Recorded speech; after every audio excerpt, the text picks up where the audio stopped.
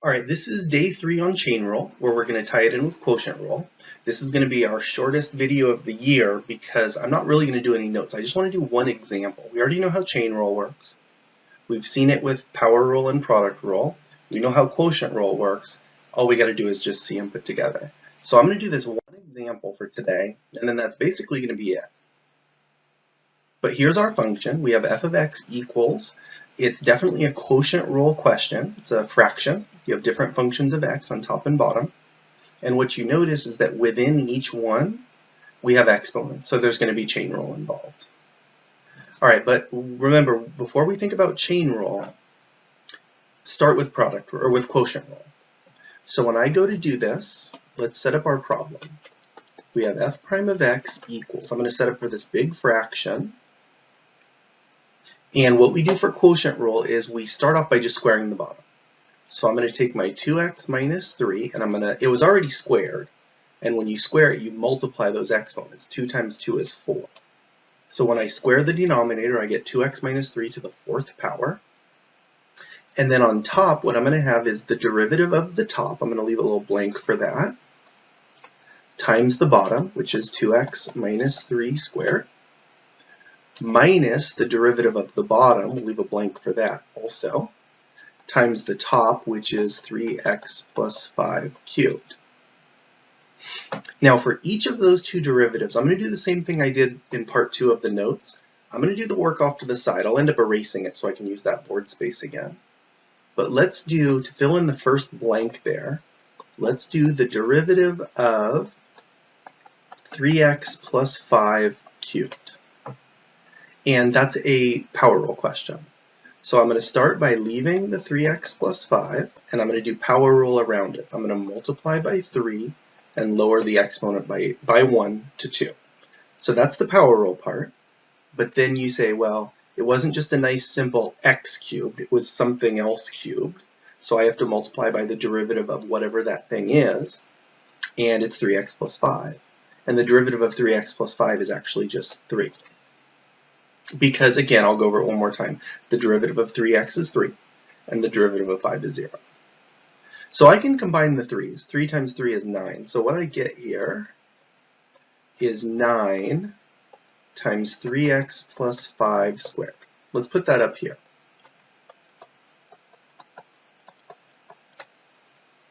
And now, let's do the same thing for the derivative of the bottom function. So now I have the derivative of 2x minus 3 squared. And the work is going to look very similar. It's going to start with a power rule. So let's leave the 2x minus 3 and do the power rule around it. We will multiply it by 2 and lower the exponent to 1. And then when you do the chain rule, this time the derivative of 2x minus 3 is 2. And we can combine again. 2 times 2 is 4.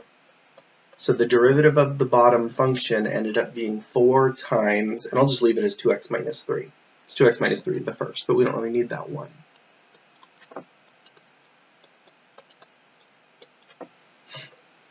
Okay, so you can see the work there. I did the one work in kind of the light green to find the derivative of the top.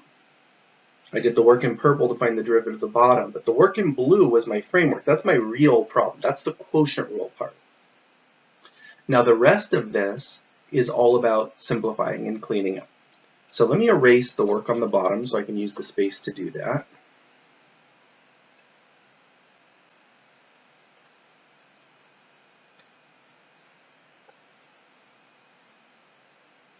All right. And I'm going to start by just recopying the problem once to get rid of all the extra parentheses and stuff, just to make it a little easier to see. So I have 9 times 3x minus 5 squared times 2x minus 3 squared minus 4 times 2x minus 3 times 3x plus 5 cubed. And the whole thing is over 2x minus 3 to the 4th. So what you guys notice, just like when we did product rule yesterday, I have some common terms. I have a 3x minus 5 here and here that we can take some of those out of.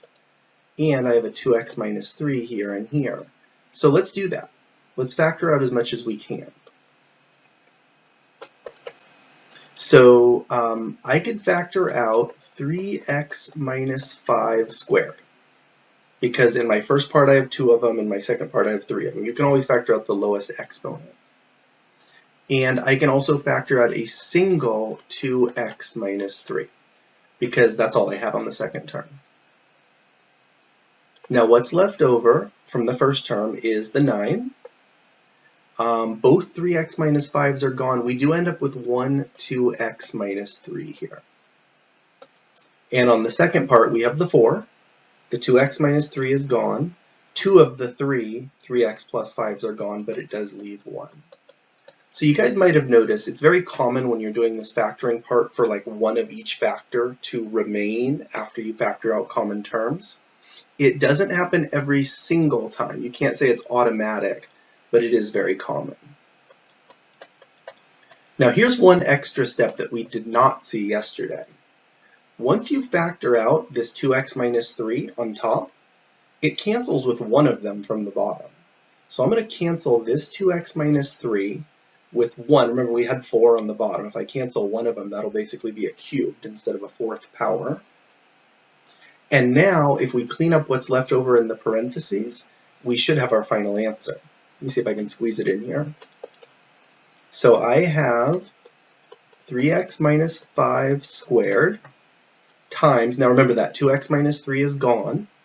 If I distribute the 9, I would have 18x minus 27. And if I distribute the negative 4, I would have negative 12x minus 20. And that whole thing is still over 2x minus 3, which is now to the 3rd power. So let me squeeze my final answer into the only blank space in the top corner here. So my final answer for f prime of x is going to be, we have 3x minus 5 squared.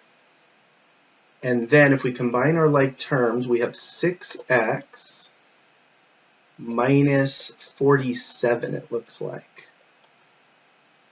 And that's all going to be over 2x minus 3 cubed. And that right there in that top right corner, that's going to be our final answer. So think about what we talked about when we did product rule. Focus on the rule itself. What we really did here was a quotient rule question, like that original setup with the blue framework and then the green and the purple work inside of it. That's our real problem.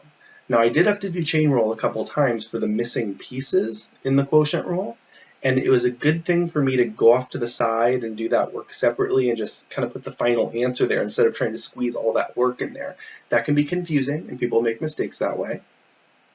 And then you have the second half of this question, which is very similar to what we did with product rule, where because of the nature of the quotient rule and the product rule, you get repeat factors a lot, and you want to factor those out. It helps you simplify at the end.